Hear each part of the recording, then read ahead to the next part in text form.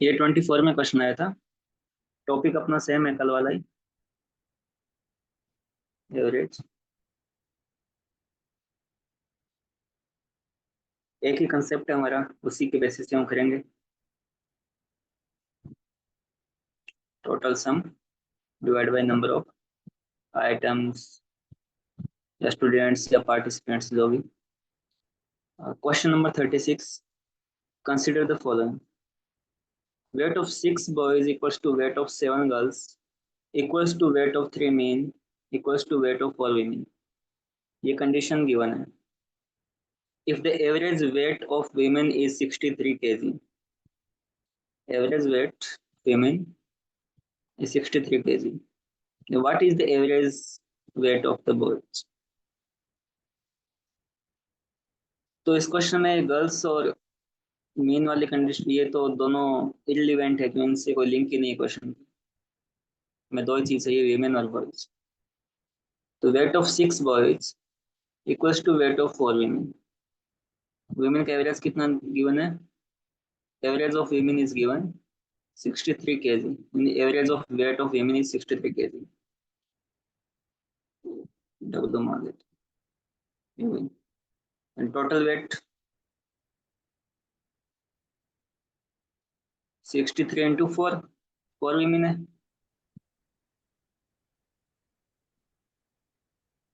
252।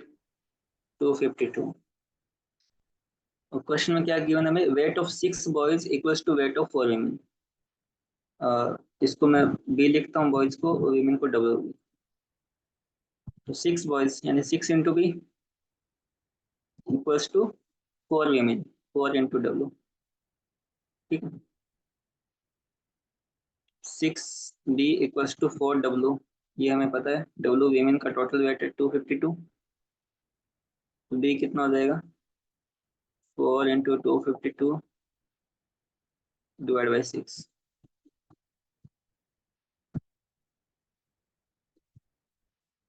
Sorry, 4 into W ही 252 है। ये डब्ल्यू तो 63 है, 4 वीमेन का वेट 63 इंटू 4 हमने पहले ही कर लिया था 252। तो 4 डब्ल्यू इज 252। बी कितना होगा? 252 डिवाइड बाई 6, 4 2 62 kg। ठीक है, ये सिंपल क्वेश्चन था जो 24 में अभी रिसेंट में आया है। 25 के हमने कल किए थे, दोनों क्वेश्चन इजी थे। तो एवरेज के क्वेश्चन इजी आते हैं। इसमें ये दो इन्फॉर्मेशन तो रिडंडेंट है एकदम, ये तो यूजलेस इन्फॉर्मेशन है, ऐसे क्वेश्चन को लेने की हमें तो boys, weight of boys and wait of women से मतलब है। If the average weight of women is 63 kg, जब हमें एवरेज पता हो, नंबर ऑफ पर्सन्स पता है हमें, हम टोटल सम निकाल सकते हैं वेट का। टोटल वेट कितना होगा? 63 इंटू 4 इक्वल्स टू 252। तो जो 6 बॉयज का वेट है वो 4 वीमेन के वेट के इक्वल है। तो 6 बी इक्वल्स टू 4 डब्ल्यू। ये पहले थोड़ी मिस्टेक हो गई थी, अदरवाइज ये 4 डब्ल्यू कितना है? 252। तो बी कितना होगा? 252 डिवाइड बाई 6, 42 के। ठीक है, इस क्वेश्चन में किसी को डाउट? नो। ठीक, आगे बढ़।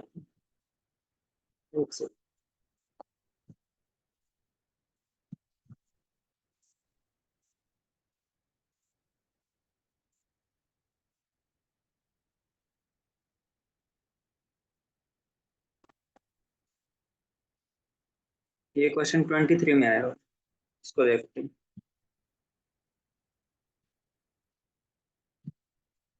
इस टाइप के स्टेटमेंट्स के क्वेश्चंस रिसेंटली काफी आने लगे हैं, पिछले 4 या 5 साल से।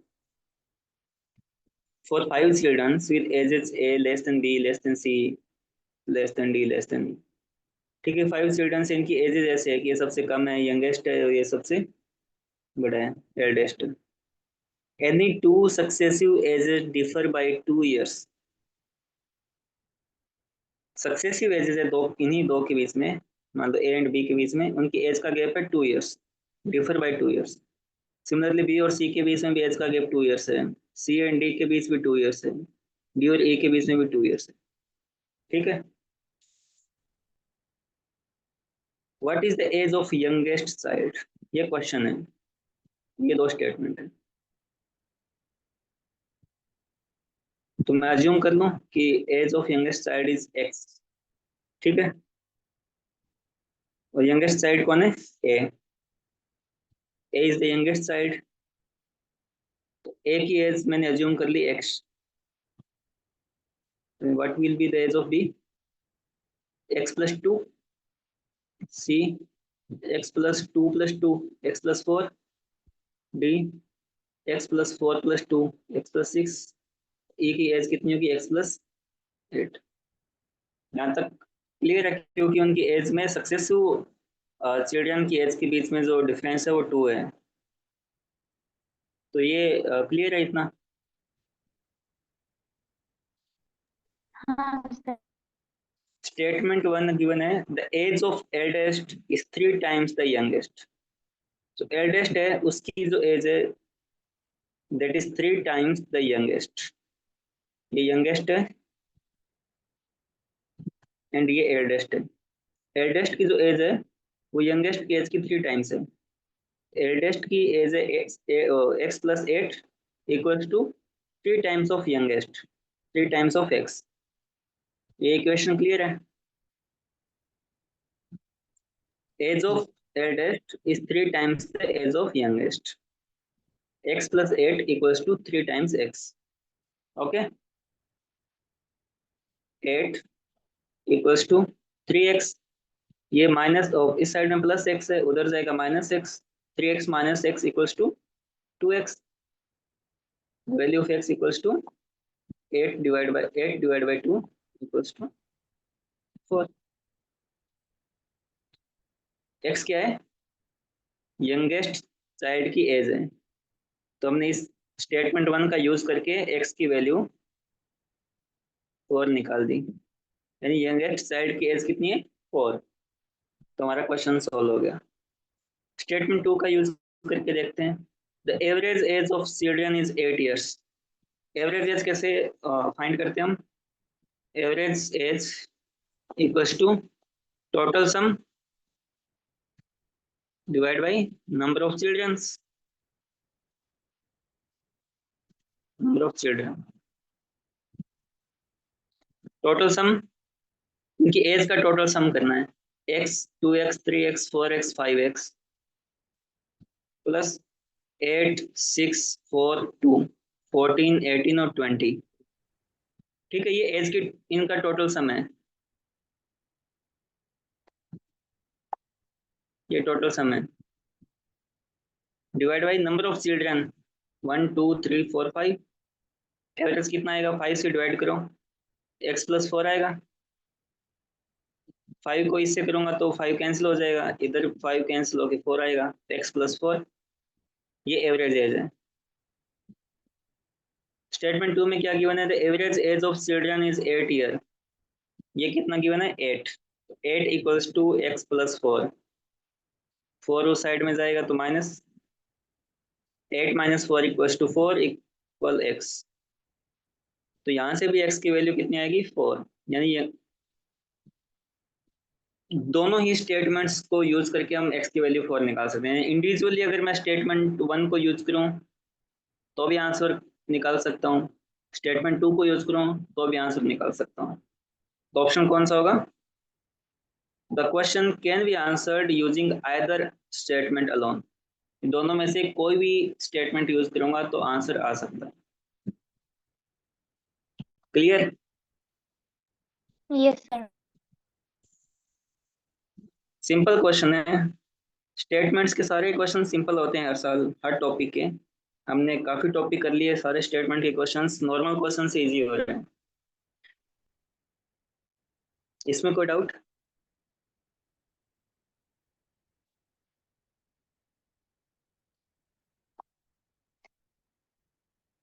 आगे बढ़, ये 17 में आया हुआ question, easy question. Suppose the average weight of 9 person is 50 kg। 9 person का एवरेज वेट कितना है?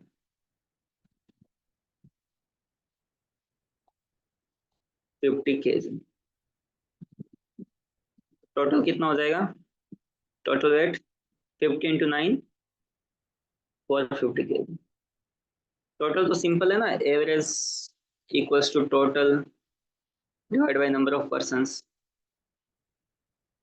तो टोटल कैसे निकालूंगा? Average into number of persons. तो 50 इंटू 9 450 kg, टोटल वेट हो गया 9 पर्सन्स का। The average weight of first 5 is 45। जो फर्स्ट 5 पर्सन्स है उनका एवरेज है 45 kg। उनका टोटल कितना होगा? 45 into 5 equals to 225 kg। Whereas the average weight of last 5 person is 55। जो लास्ट 5 है उनका एवरेज वेट है 55 kg। Then total weight of last 5 persons is 275. 55 into 5 275 kg।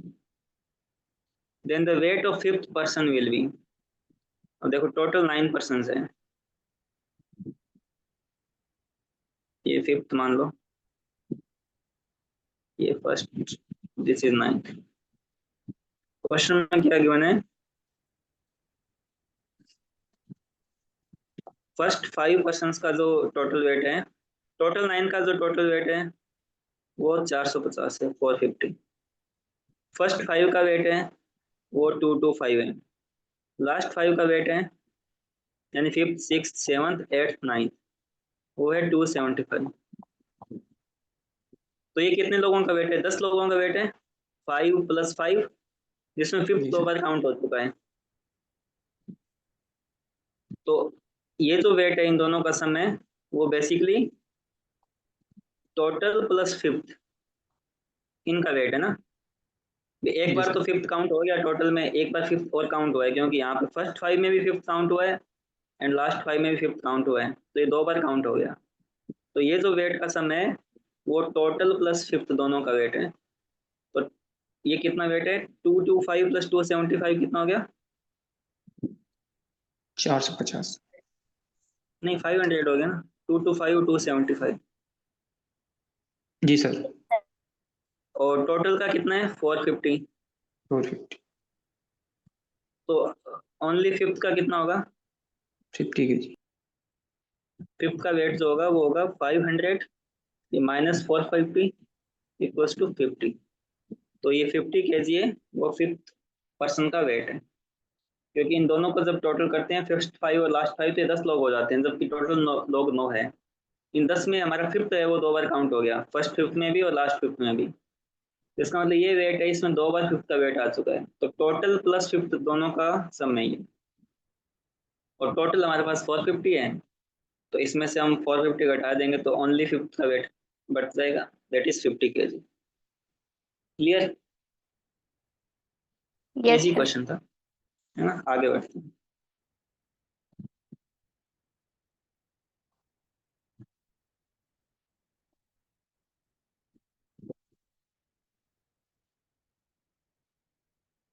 There are, ये 17 में आया हुआ है, there are 13 two digit consecutive odd numbers. Consecutive odd numbers 2 digits होके 13।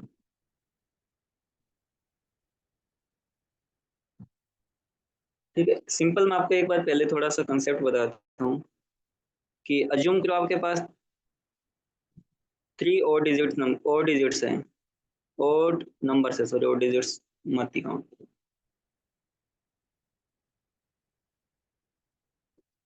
3 ओड नंबर्स। कंजुगेटिव है ये भी, कॉन्जुगेट। लेट्स अज्यूम कर लो x है, तो नेक्स्ट ओड नंबर क्या होगा? x + 2। x + 1 तो इवन होगा, फिर अगर मैं x को ओड मानता हूँ तो x + 2 नेक्स्ट ओड होगा, x + 4 नेक्स्ट ओड होगा ना। इनका एवरेज क्या होगा? आप निकाल के भी देख लो दरवाजे, जस्ट मिड वाला नंबर है वो एवरेज होगा। कैसे निकालोगे आप? टोटल कितना इनका? 1 2 3x plus 6 divide by 3 x plus 2, है ना? तो मिड वाला होगा। ऐसे मैं आपको 5 ऑड नंबर्स देता हूँ। अज्यूम कर लो x ऑड है, तो नेक्स्ट एक ऑड होगा x plus 2, next will be x plus 4, next will be x plus 8 and last will be x plus 8।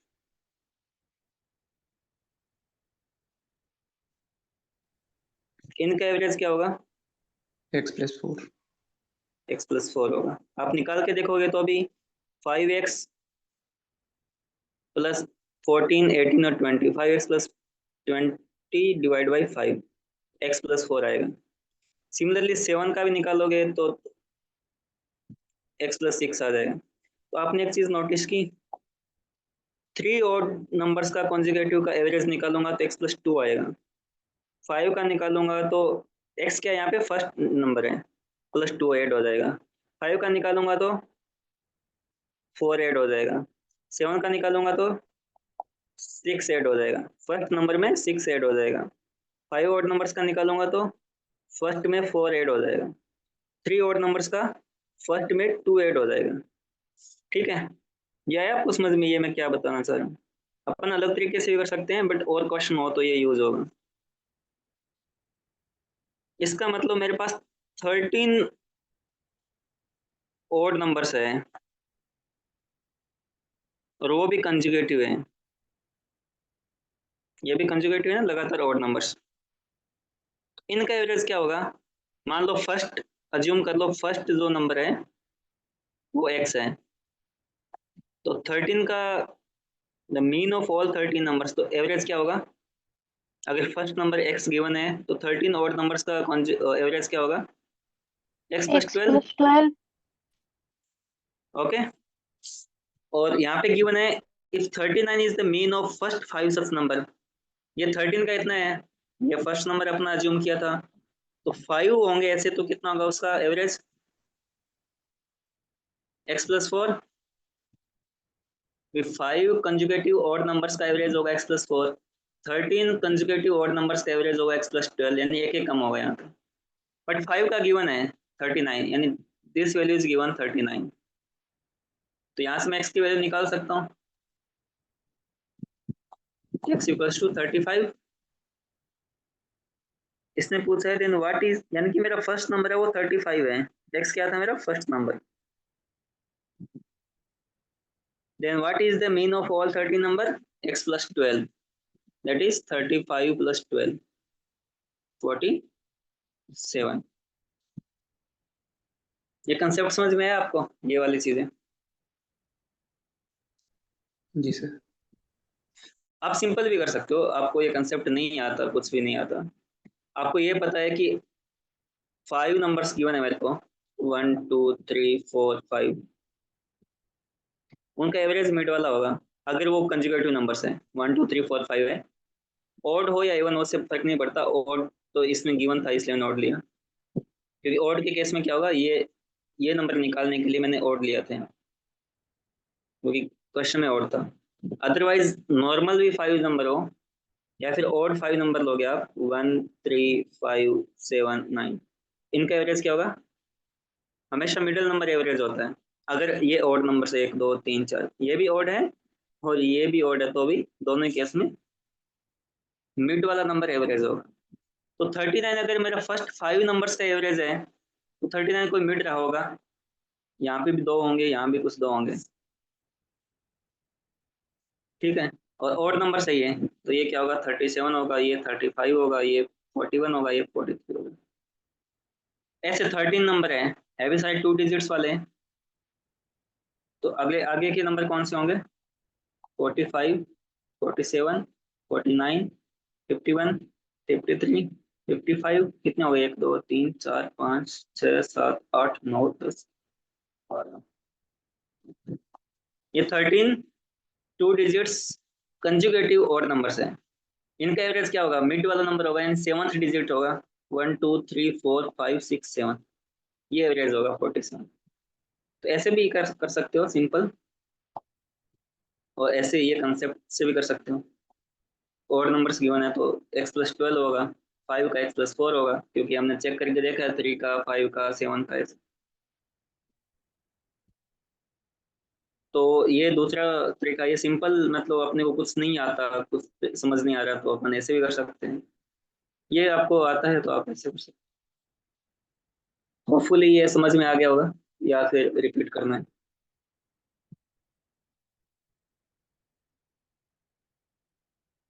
आ गया सर।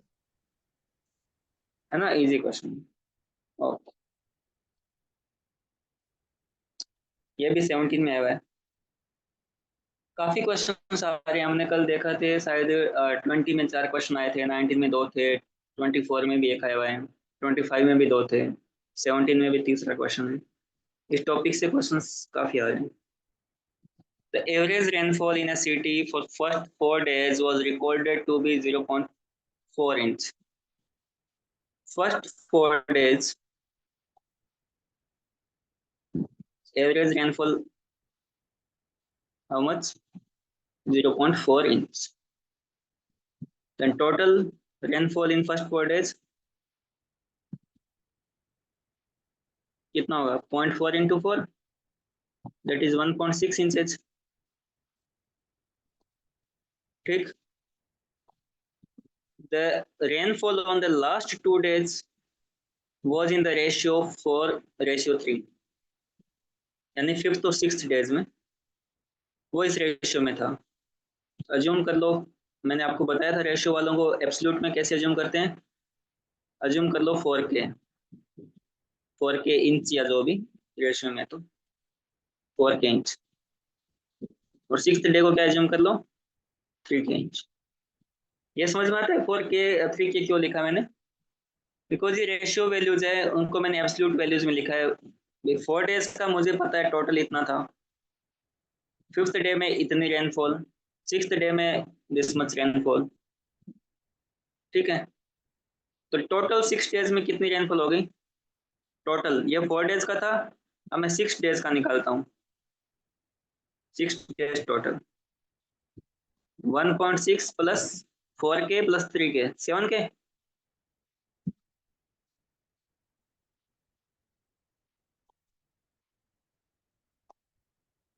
आगे क्या क्वेश्चन है? The average of 6 days was, अब इसने टोटल एवरेज भी दे रखा है, एवरेज ऑफ 6 डेज वो कितना है? 0.5। तो टोटल ऑफ 6 डेज क्या होगा? 3। 6 इंटू 0.5 दैट इज 3 इंचेस। ठीक है, और टोटल 6 डेज हमारा यहाँ भी है, ये भी टोटल 6 डेज है, इसका मतलब दोनों वैल्यूज क्या होगी? सेम। तो 3 इक्वल्स टू 1.6 प्लस 7K। 1.6 उस साइड में जाएगा, माइनस होगा, 3 minus 1.6 is 1.4 equals to 7K। Value of K equals to 1.4 divide by 7 equals to 0.2। K की वैल्यू है 0.2, value of K is 0.2। What is the rainfall on fifth day? Fifth day rainfall क्या है? 4K। जी sir. Absolute value तो 4K है, तो fifth day yes. Rainfall क्या होगी? 4 into K 0.2 that is 0.8 8। Inches. Answer will be C. तो average के सारे क्वेश्चन सेम ही टाइप के, वो घुमा फिरा के थोड़ी लैंग्वेज चेंज कर देते हैं। कभी 4 डेज का एवरेज गिवन होता है, कभी 6 डेज का एवरेज गिवन होता है, फिर हम टोटल निकाल के फिफ्थ या सिक्स डे का निकाल। सिक्स डे का अगर क्वेश्चन पूछता तो 3 इंटू के 0.6 इंच, ये आंसर हो जाता।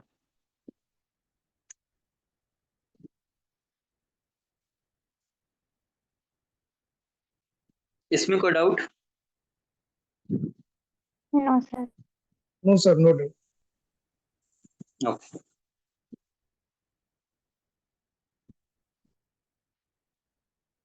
ये 2016 में। The average monthly income of a person in a certain family of five members है is 10,000। ठीक है, average monthly income of a person in a certain family of 5 is 10,000। तो नंबर ऑफ मेंबर्स है, number of members are 5, और average monthly income is given 10,000. So total monthly income 50,000. What will be the average monthly income of a person in the same family, मतलब उसी family में 5 members वाली में, if the income of one person increased by 1,20,000 per year, किसी एक व्यक्ति की income है वो इतनी इंक्रीज हो जाती है एक साल में। पहले तो हमारे पास एक व्यक्ति की इनकम थी, वो जो भी रही होगी अब, बट उसमें इतनी इंक्रीज हो जाती है। ये पर ईयर है तो पर मंथ कितनी होगी? 10,000. 10,000। ठीक है, तो सेम फैमिली में if income of one person increased by 10,000 per month, तो अब न्यू टोटल मंथली इनकम कितनी होगी?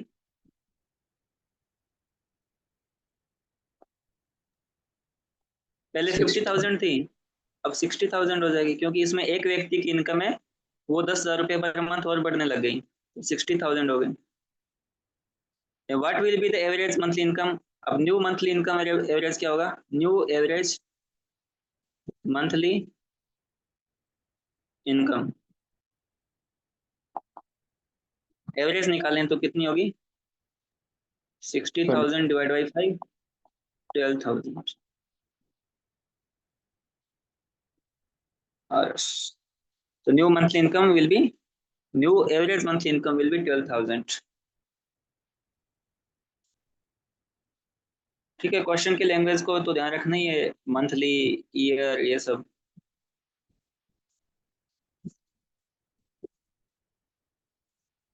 ओके, Yes, कोई sir. Doubt?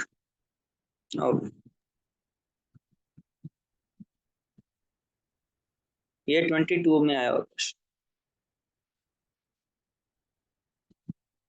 The average weight of A, B, C is 40 kg. A plus B plus C इनका average है 40। ठीक है, average ऐसे लिखेंगे ना, डिवाइड बाय 3 इक्वल्स टू 40। तो टोटल क्या होगा? 120. A plus C weight 20. and the average weight of BDE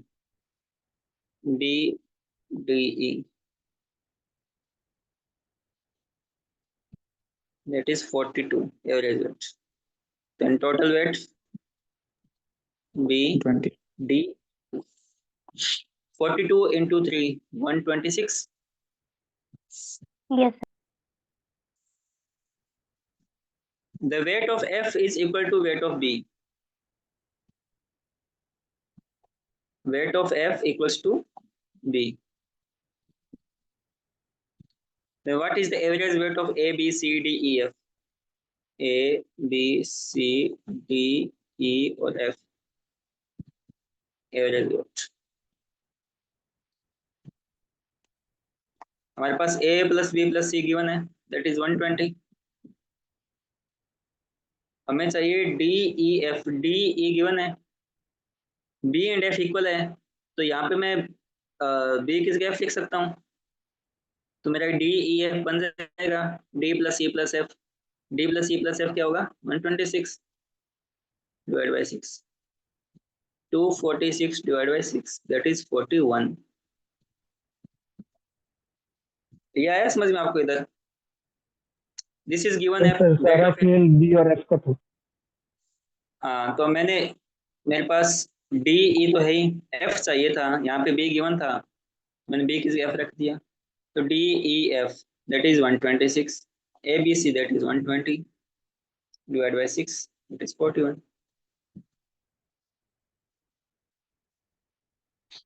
इसमें देखो एक ऑप्शन है cannot be determined as data is inadequate ना। कुछ लोगों को अरे लगेगा पूरे कि F का क्वेश्चन में सर इस पूरे क्वेश्चन में ना मेन लाइन मुझे लगी कि f is equal to that of b। Sir ये बहुत हाँ, इंपॉर्टेंट लाइन, अगर ये मिस हो गई तो गलत। ये मिस हो गई तो इसका आंसर फिर डी कर लेंगे लोग। जिन्होंने ये मिस करेंगे, जो मिस करेंगे वो डी पे मार्क करके आएंगे, उनको लगेगा कि आपका वेट गिवन ही नहीं है। और ये 22 में आया हुआ है, बहुत पुराना क्वेश्चन नहीं है, तो मतलब क्वेश्चंस कुछ टॉपिक में टाइम के साथ इजी भी हो रहे हैं, कुछ में टफ हो रहे हैं। हमने 22, 23, 24 के देखे इजी क्वेश्चन। 24 का स्टार्टिंग क्वेश्चन देखा था, weight of 6 boys equals to weight of 4 women, वो इजी क्वेश्चन। ठीक है, आगे बढ़ते हैं। ये देखो, ये 24 का क्वेश्चन, एक पहले किया था, एक ये भी, दो क्वेश्चन आए हुए। The question is given followed by two statements. Consider the question and statements. The question is, if the average mark in a class are 60, average marks in a class are 60, then what is the number of student in the class? हमें average marks given है, हमसे पूछा है number of students, हमें total marks का भी नहीं पता, ये भी हमें नहीं।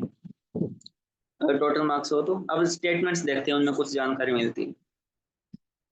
Statement 1 is the highest marks in the class are 70 and lowest is 60. जो भी क्लास थी, the highest marks HM and lowest marks. Highest marks are 17 and lowest are 50. Okay. Statement 2. Exclusion of the highest and lowest marks. Highest and lowest marks को exclude कर दिया from the class. Doesn't change the average. अगर मैं highest mark और lowest marks को बाहर निकाल देता हूँ तो मेरे कितने मार्क्स बाहर चले जाएंगे टोटल में से? 120। Yes. और एवरेज कितना इनका? 120 डिवाइड बाई 2 इक्वल्स टू 60। तो मेरे से एवरेज मार्क्स ही बाहर जाएंगे, तो अल्टीमेटली तो एवरेज पे कोई इफेक्ट ही नहीं पड़ने वाला। आप अज्यूम कर लो कि टोटल क्लास में 20 स्टूडेंट्स थे, तो टोटल वेट कितना था? 60 इंटू 20, 1200। उसमें से मैंने इन दो बच्चों को बाहर भेज दिया, 70 और 50 वालों को। अब मेरा टोटल वेट कितना हो गया? 1200 माइनस 120, दैट इज 1080। अब एवरेज कितना होगा मेरा? 1080। अब स्टूडेंट्स कितने हैं? 20 की जगह 18, तो एवरेज तो वापस भी कितना आएगा? 60 आएगा। तो एवरेज पे तो कोई इफेक्ट ही नहीं पड़ा, डजंट चेंज द एवरेज। 60 पहले था, 60 अब है, क्यों इफेक्ट नहीं पड़ा? क्योंकि जो दो बच्चे गए उनका भी एवरेज 60 ही है। अगर एवरेज वेट वाले दो बच्चे बाहर निकल गए तो कोई इफेक्ट नहीं पड़ेगा एवरेज। जितना वेट कम होगा उतने नंबर ऑफ स्टूडेंट भी कम हो जाएंगे उस रेशियो में। तो 120 वेट कम हुआ तो स्टूडेंट भी 20 की जगह 18 हो गए, तो इफेक्ट नहीं पड़ेगा क्योंकि दोनों स्टूडेंट्स जो बाहर गए उनका एवरेज भी 60 है। ये दूसरा स्टेटमेंट है, जबकि इसकी इंफॉर्मेशन हमारे इसमें कहाँ यूज होगी? नंबर ऑफ स्टूडेंट निकालने में। मतलब ये तो ठीक है, ये बात तो वैसे ही सही है, अगर नई स्टेटमेंट लिखता है तो भी आंसर ये बात सही है। और पहले स्टेटमेंट्स में हमें ये इन्फॉर्मेशन गिवन थी, सेकंड में इसने बोला है कि एवरेज चेंज नहीं होगा, तो ठीक है, इन्फॉर्मेशन सही है, बट इसका यूज इस चीज में कहाँ यूज करूंगा? मैं ये कैसे निकालता हूँ नंबर ऑफ स्टूडेंट्स कितने हैं? तो मैं ये क्वेश्चन सोल्व नहीं कर सकता यूजिंग बोथ स्टेटमेंट्स टुगेदर। आपको आया है समझ में? ये तो सर मैंने एक आपको बार सेकंड और स्टेटमेंट समझाया है कि अगर ठीक है। इसमें ना क्या हुआ? सर इसमें डेटा सफिशिएंट नहीं है ना, इफ पूरी the average information the mark, नहीं। हाँ, डेटा सफिशिएंट नहीं, इसका मतलब मैं क्वेश्चन सोल्व नहीं कर सकता दोनों स्टेटमेंट का यूज करके भी। The question can not be answered by using both statements, क्योंकि इसने हमें दे रखा है एवरेज मार्क्स और वो पूछ रहा है number of students. The information given here is the highest marks and lowest marks. 70 and 50। और सेकंड स्टेटमेंट में इंफॉर्मेशन है exclusion of highest and lowest marks from the class doesn't change the average. तो ठीक है, ये statement तो सही है, बट इसका यूज नहीं है ना, इस चीज में कहाँ यूज है। स्टेटमेंट स्टेटमेंट खुद सही है, बट इसका यूज इस क्वेश्चन का आंसर करने में नहीं है, इसका आंसर निकालने में नहीं है। ये तो मैंने आपको यहाँ पे इसलिए समझाया है कि अगर ये स्टेटमेंट कहीं और कहीं यूज हो, किसी और क्वेश्चन में कहीं काम आए, पेपर में हो सकता है स्टेटमेंट कहीं भी आए यूज हो आपका, तो ये स्टेटमेंट तो सही है, बट इसका यूज यहाँ नहीं है। मतलब उसने एक इंफॉर्मेशन जो दे रखी है, उसको मैं नंबर ऑफ स्टूडेंट्स में कैसे निकालूं, मुझे टोटल मार्क्स नहीं पता। नंबर ऑफ स्टूडेंट्स तो मैं तभी निकाल पाऊंगा जब मेरे पास एवरेज तो गिवन है, बट अगर मुझे टोटल भी पता हो तो मैं टोटल डिवाइड बाई एवरेज करके नंबर ऑफ स्टूडेंट्स निकाल दूंगा। बट मेरे पास जो इन्फॉर्मेशन है वो ये है दोनों, जो इररिलेवेंट है इसके हिसाब से। इन्फॉर्मेशन ना ही गिवन होती तो ही कोई फर्क नहीं पड़ता। तो मैं क्वेश्चन तो सॉल्व नहीं कर सकता इन दोनों स्टेटमेंट्स को यूज करके। ये जो मैंने यहाँ पे आपको समझाया है वो एक इंडिपेंडेंटली मैंने सेकंड स्टेटमेंट को एक्सप्लेन किया है कि स्टेटमेंट ट्रू है, बट स्टेटमेंट का यूज नहीं है क्वेश्चन में। आया समझ में अब Okay, आपको, sir. Yes, है ना? sir. क्योंकि स्टेटमेंट का यूज यहाँ पे नहीं है, हमें चाहिए होगा यहाँ पे टोटल मार्क्स, तभी हम नंबर ऑफ स्टूडेंट्स निकाल पाएंगे। टोटल मुझे पता होगा तो total divide by average marks equals to number of students आ जाएंगे। बट ना ही तो इस स्टेटमेंट से मुझे टोटल मार्क्स का पता लग रहा है, ना ही इस स्टेटमेंट से मुझे टोटल मार्क्स का पता लग रहा है, तो मैं गिवन क्वेश्चन को सॉल्व नहीं कर सकता ये जो दो स्टेटमेंट्स दिए उनसे। इसलिए मेरा आंसर होगा इसका D. The question can not be answered even by using both the statement together. ठीक है, ये क्वेश्चन देखो, ये सी सेट 11 में आया हुआ है, उसके पुराने क्वेश्चन हमने कर लिए उससे हमें। A student on her first three tests received an average score of n point. First three test में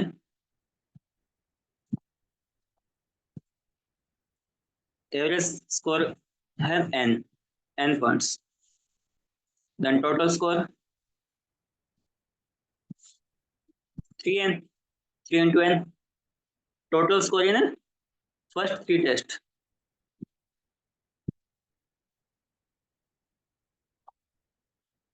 If she exceeds her previous average score by 20 points on her fourth test. जो fourth test था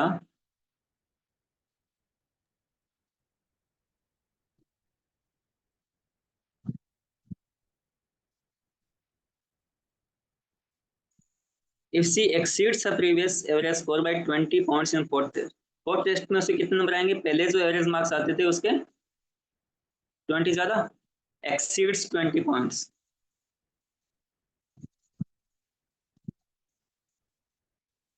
अपने fourth test में वो जो पहले average marks आ रहे थे, पहले तीन टेस्ट में इसको एन मार्क्स आ रहे थे, ऐसे अज्यूम कर लो क्योंकि एवरेज एन गिवन है, तो फोर्थ में उसको n+20 आ गए। अब टोटल कितने मार्क्स हो गए चार टेस्ट में, पहले तीन में 3n थे और फोर्थ में n+20 आ गए, that is 4n+20। Then what is the average score of first four test. अब एवरेज बताना है चारों का कितना होगा, तो टोटल मेरे पास है 4n+20 और 4 से डिवाइड करूंगा तो एवरेज मार्क्स आ जाएंगे, दैट इज n+5। 4 से 4 कैंसिल होगा, इधर 5 हो जाएगा, n+5 मार्क्स।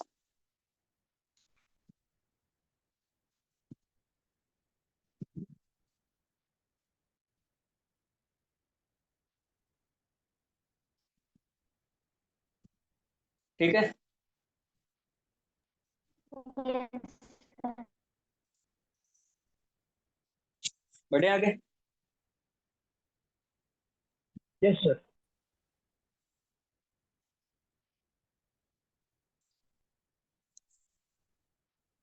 ये एग्जाम में नहीं आए हुए, कुछ क्वेश्चन इंपॉर्टेंट है जो मैंने लिख रखे हैं, उनको अपन करते हैं।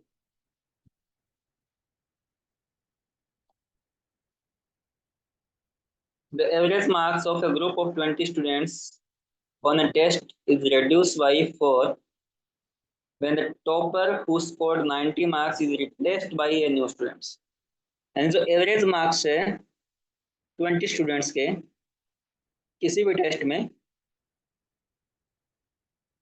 इज रिड्यूस्ड बाय 4, वो 4 नंबर कम हो गए। कब कम हो गए? when the topper, जब पहले जो टॉपर था जिसके 90 मार्क्स आए थे उसको हमने एक न्यू स्टूडेंट से रिप्लेस कर दिया।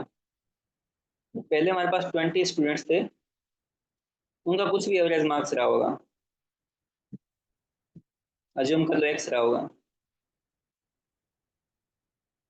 जैसे ही हमने यहाँ से टॉपर को निकाल दिया जिसके 90 मार्क्स थे, उसको निकाल दिया, उसकी जगह हमने एक न्यू स्टूडेंट को लेके आ गए। टोटल तो स्टूडेंट 20 रहे, बट अब हमारा एवरेज है वो 4 नंबर कम हो गया, एक्स की जगह एक्स माइनस 4 हो गया। क्वेश्चन समझ में आया आपको?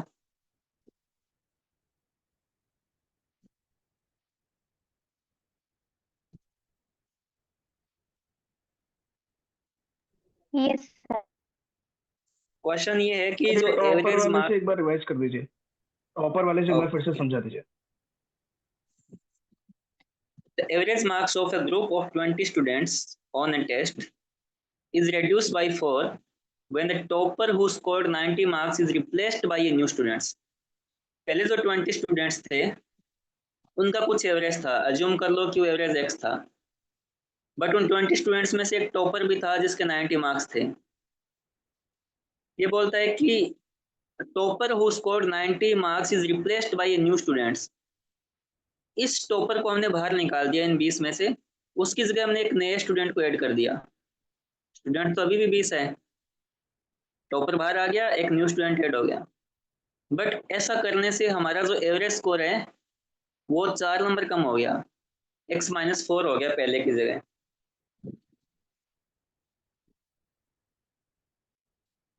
ठीक है, 20 स्टूडेंट्स थे पहले, सर क्लियर है। उनका एवरेज अज्यूम कर लो एक्स था एवरेज। फिर इसमें से एक को बाहर निकाल दिया 90 मार्क्स वाले बच्चे को, एक नया ऐड कर दिया। जैसे नए को ऐड किया तो एवरेज भी कम हो गया, एक्स माइनस 4 हो गया। इसका मतलब है कि ये नए ऐड किया, इसके नंबर बहुत कम रहे होंगे कि इसने सबका एवरेज गिरा दिया। वैसे ऑप्शन भी 90 से तो कम ही है, तो कम नंबर वाला स्टूडेंट ऐड हुआ है। तो अब करते हैं सॉल्व। 20 स्टूडेंट्स थे, इनिशियली क्या था? सबसे पहले इनिशियली अज्यूम कर लो average X, total students 20, sorry total students, तो टोटल मार्क्स 20x। 20.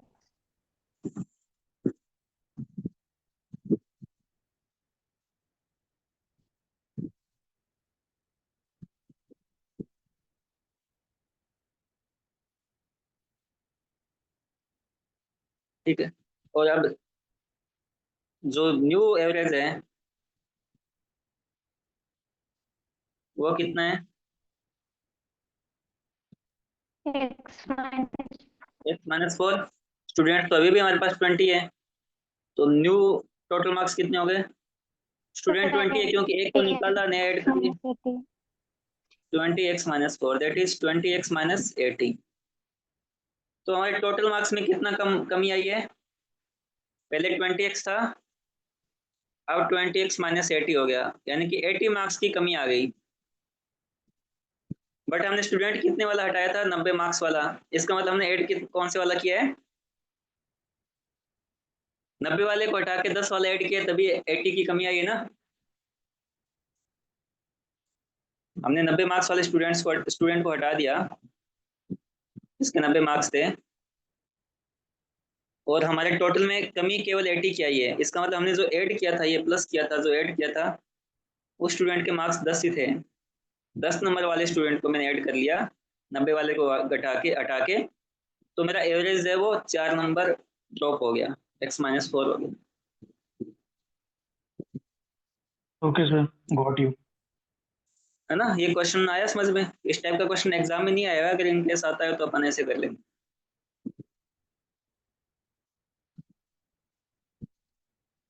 ठीक है, आगे बढ़ते हैं। Yes, sir.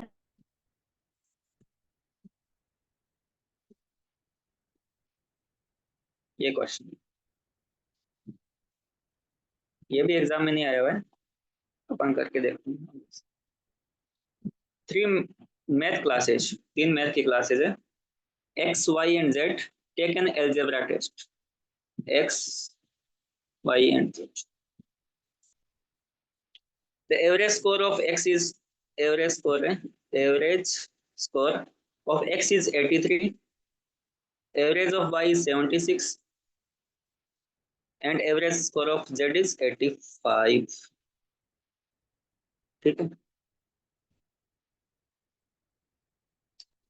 स्टूडेंट्स, मान लो नंबर ऑफ स्टूडेंट्स अज्यूम कर लो, गिवन नहीं है, अज्यूम करो इसमें x अज्यूम कर लो, इसमें y मान लो स्टूडेंट्स थे, इसमें z स्टूडेंट्स। ठीक है, क्योंकि इसने फाइनली पूछा है what is the average score of class X Y Z, तो हमें टोटल और फिर नंबर ऑफ स्टूडेंट्स भी चाहिए होंगे। और क्या इन्फॉर्मेशन गिवन है, the average score of class X and Y 79। इन दोनों क्लास का जो एवरेज गिवन है, एक साथ कंबाइंड एवरेज है, वो 79 गिवन है।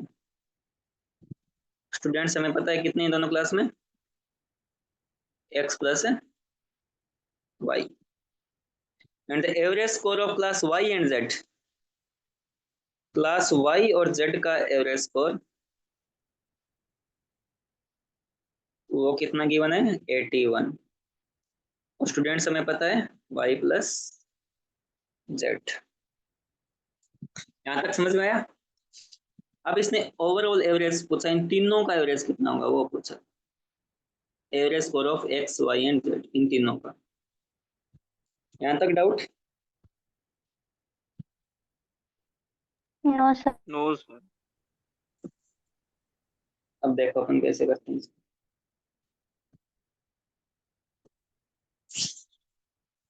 ये वाला गिवन है, मान लो एवरेज 79 है, स्टूडेंट एक्स प्लस वाई है।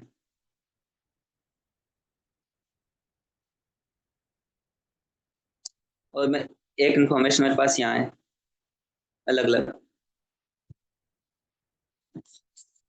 तो मैं यहाँ से एक्स प्लस वाई का टोटल निकालूं तो कितना आएगा, इस वाली इंफॉर्मेशन से, ऊपर वाली से। 79 bracket x plus टोटल मेरा एक्स प्लस वाई का निकाल रहा हूँ मैं, कितना आएगा, 83 into X, 76 into Y, sir 83 into X, है ना। इसका एवरेज 83, स्टूडेंट टोटल एक्स है, तो इसका टोटल होगा 83 इंटू एक्स, इसका होगा 76 इंटू वाई, दोनों का कंबाइंड टोटल क्या होगा, 83 एक्स प्लस 76 इंटू वाई। यहाँ तक डाउट? और एक इंफॉर्मेशन यहाँ भी गिवन है, तो यहाँ से टोटल कैसे निकालूं एक्स प्लस वाई का, दोनों का कंबाइंड एवरेज गिवन है, दोनों के कंबाइंड स्टूडेंट्स पता है, तो क्या होगा 79 into X plus Y, yes, sir. है ना। यहाँ से भी मैं निकाल सकता हूँ, इस इंफॉर्मेशन से, इससे भी निकाल सकता हूँ, दोनों सेम होने चाहिए, दोनों सेम करो। 83 X plus 76 Y equals to 79 X plus 79 Y. X X को इस साइड में लाओ, 83 minus 79 4x, 79 minus Yes, 76 sir. 3y। 3y. यहाँ से y कितना हो जाएगा, ठीक है। सिमिलरली हम यहाँ पे इसके लिए करेंगे, इधर वाले के लिए,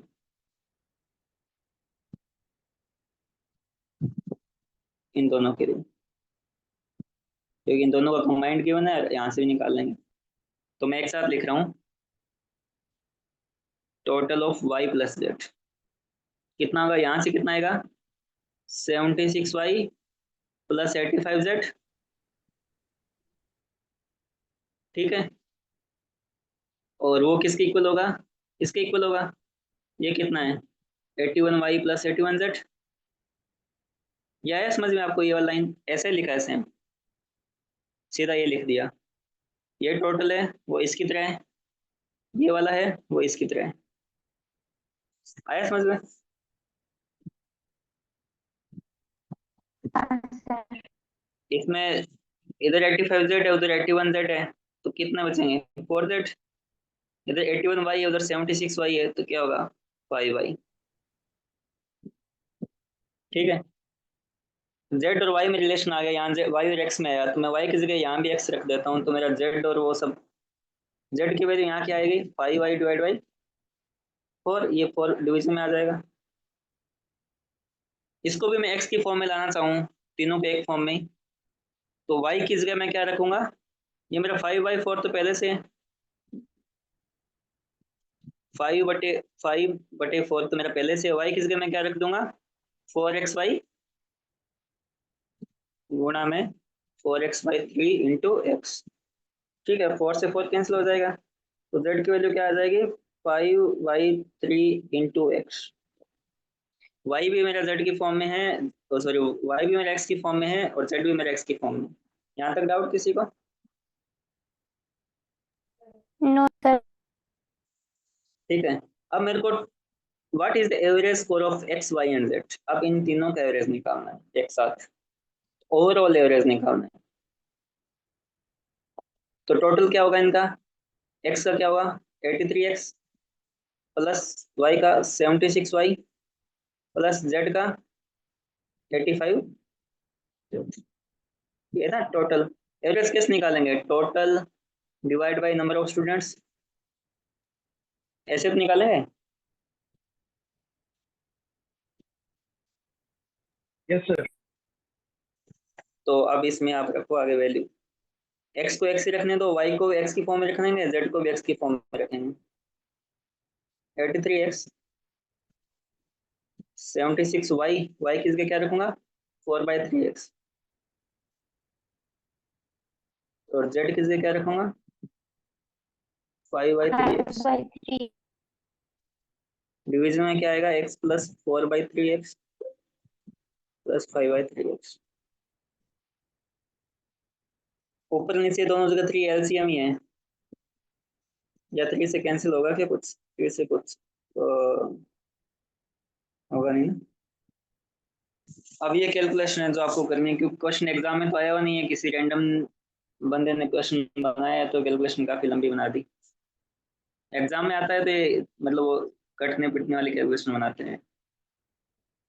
ठीक है, एक्स से एक्स तो हर जगह कट ही जाएगा, क्योंकि वो तो अब इररिलेवेंट हो गया। तो 83 plus 76 into 4/3 plus 85 into 5/3 divide by 1 plus 4/3 plus 5/3। इसको आप करना घर पे। ठीक है, मतलब मोटा मोटी आपको कंसेप्ट समझ में आना चाहिए कि कैसे करेंगे अगर इस टाइप का क्वेश्चन आएगा। तो ये कंसेप्ट समझ में आया आपको, जो हमने यहाँ पे ये लिखा है सब, ये सब किया है, ये किया है वो। ये कैलकुलेशन थोड़ी सी इसकी टफ है आगे, वो इसलिए कि क्वेश्चन तो एग्जामिनर ने बनाया नहीं है, किसी रैंडम जगह से मैंने क्वेश्चन उठाया है। आप इसको सॉल्व करोगे अपने घर सर पे। सॉल्व हो गया। 81 into 5 आया है पहला बार। 81.5 के, हाँ तो ठीक है, फिर अपना आंसर मैच हो रहा है, इसका मतलब सही हुआ है। 81.5 ठीक है। ठीक है, एग्जाम में जैसे इस टाइप का क्वेश्चन आएगा तो कैलकुलेशन थोड़ी इजी देंगे कि ये कट कट कटा के आंसर आ जाए। इतना लंबा तो आपने हमने इतने क्वेश्चन किए हैं, कहीं इतनी बड़ी कैलकुलेशन है हुई नहीं आज तक। बट मेन पर्पस था इस क्वेश्चन का कि आपको इस टाइप के क्वेश्चन भी सॉल्व करने आने चाहिए, तो बेसिक कंसेप्ट तो सेम है। तो इसमें कोई डाउट? सर इस क्वेश्चन का पैटर्न आपने ये बार ये जो क्वेश्चन उठाया आपने, ये कौन सी उससे उठाया है? मतलब अगर हमें इस टाइप के क्वेश्चन प्रैक्टिस करने वास्ते पूछ रहे हैं। नहीं, मैंने तो सिंपल ऐसे गूगल पे सर्च किया था कि मेरे को क्वेश्चन चाहिए इस टॉपिक के, तो रैंडम पता नहीं कोई था, पीडीएफ में था या फिर ऐसे ही वैसे उठाया मैंने, कोई बुक से नहीं उठाया। ठीक है सर, बस सही कर लें। आप सिंपल भी सर्च करोगे कि टॉपिक का नाम डाल दो या टॉपिक नंबर ऑफ क्वेश्चंस, तो काफ़ी क्वेश्चन आएंगे, बट अपने एग्जाम के रिलेवेंट है उसके आसपास के क्वेश्चंस मैं उठाता हूँ। एग्जाम में आज तक इस टाइप के क्वेश्चन तो आए हैं कि what is the average score of तीनों का, बट ऐसे ये वाली लाइन नहीं होती थी उनमें बीच में, ये वाला पोर्शन नहीं दिया होता था। अदरवाइज तो हमारे ऐसे पीछे हमने क्वेश्चंस किए आए हुए हैं। तो यहाँ पे ये कंसेप्ट एक लाइन ऐड थी, तो मुझे लगा कि ये क्वेश्चन भी मैं बता देता हूँ आपको कि कल को ऐसा क्वेश्चन आए तो आप कर सकते हो। Yes, important. ठीक है, तो आप तो सबसे पहले PYQs को वापस कर लो और फिर आप नए क्वेश्चंस को देखना। PYQ से आपको हिंट मिल जाएगा कि किस टॉपिक में किस टाइप के क्वेश्चंस आ रहे हैं। कंसेप्ट अपना एकदम सिंपल है इस टॉपिक में, average equals to total divide by number of items, उसी का यूज किया हमने हर जगह। लैंग्वेज के हिसाब से उसको चेंज करते रहे, कहीं टोटल निकालना है, कहीं नंबर ऑफ स्टूडेंट्स निकालना था, कहीं 4 डेज का एवरेज दे रखा है, 6 डेज का पूछ लिया है। ठीक है, तो आपको शायद ये टॉपिक हमारा कंप्लीट होता है यहीं पे। हमने सारे PYQs यूज कर लिए इसके जितने आए हुए थे पिछले 7, 8, 10 सालों में। तो इस हिसाब से हमारे काफी टॉपिक हो गए हैं। परसेंटेज हो गया हमारा, profit and loss, ratio and mixers, और अब एवरेज। तो नेक्स्ट टॉपिक हम स्टार्ट करते हैं वर्क एंड टाइम, कल से ना।